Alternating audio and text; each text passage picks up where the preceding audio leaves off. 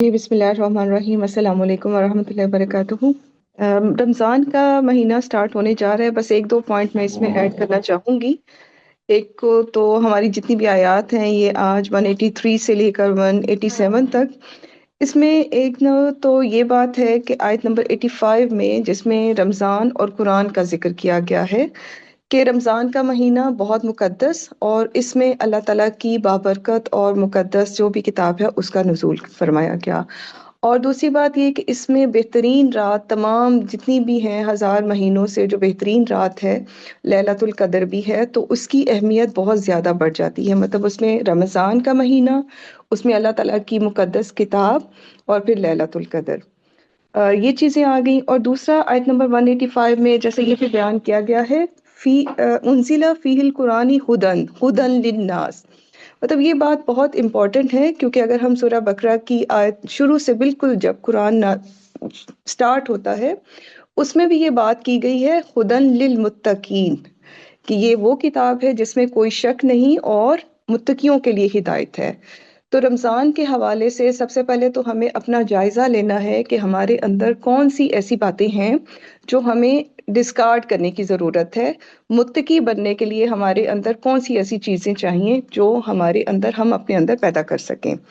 और क्योंकि तकवा का हसूल उसके लिए रमज़ान जो है वो बेहतरीन मौका है, तो हमें चाहिए कि सबसे पहले हम अपने दिल की सफाई करें, उसका तज़किया करें, जितनी भी कोई वो इस तरह की गंदगियां हैं उनको हम दूर करने की कोशिश करें। क्योंकि कुरान ऐसी बाबरकत किताब है, जैसे हम कोई भी चीज़ हो, बाबरकत हो, मुकद्दस हो, आम हालात में भी देखें, हम किसी नापाक जगह पे या कहीं पे कुरान नहीं रखते, उसको बहुत संभाल के अच्छी जगह पे रखते हैं। तो हमारा दिल सबसे पहले साफ होना चाहिए जहाँ पे आप अल्लाह ताला की इस बाबरकत और अजीम किताब को रखेंगे। उसको याद करने के लिए अगर वो तभी महफूज हो सकता है जब आपका दिल साफ होगा। अच्छा, तीसरी बात जो इसमें मैं बस एक और बात ऐड करना चाहूँगी, ये जितने भी हम सब जानते हैं जो भी इसमें अहकामात दिए गए हैं, जो भी रोज़े के मुतालिक हैं कि हिदायत है, किस तरह से अल्लाह ताला ने आसानी पैदा कर दी है मरीज़ के लिए, मुसाफिर के लिए। उसके बाद बीच में एक बिल्कुल आयत 186 मतलब अहकामात के बीच में एक आयत जब आ जाती है ना कि मेरे बंदे जब मेरे बारे में सवाल करें तो उन्हें कह दें कि मैं करीब हूँ। मतलब कि अल्लाह ताला दुआओं को सुनने वाला है, वो अपने बंदे की पुकार को बहुत करीब से सुनता है। तो ये भी बात हमें समझ लेनी चाहिए कि ये दुआओं की कबूलियत का महीना है। जैसे सहाबा कराम की हमें उससे पता चलता है कि 6-6 माह पहले से वो दुआएं मांगना शुरू कर देते थे, अल्लाहुम्मा बलिगना रमदान। तो अपनी दुआएं सालिहीन भी संभाल के रखते थे रमज़ान के लिए अपनी दुआएं।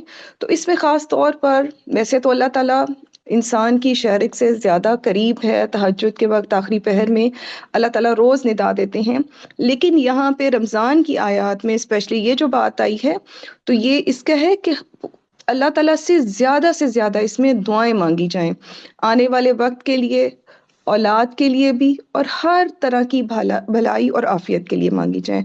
और उसके बाद फिर आगे रमज़ान के मुतालिक सारे अहकामात आ जाते हैं कि किस तरह से हमने उसको पहचानना है। तो बस बेसिकली मैं इस पे कंक्लूड करूंगी।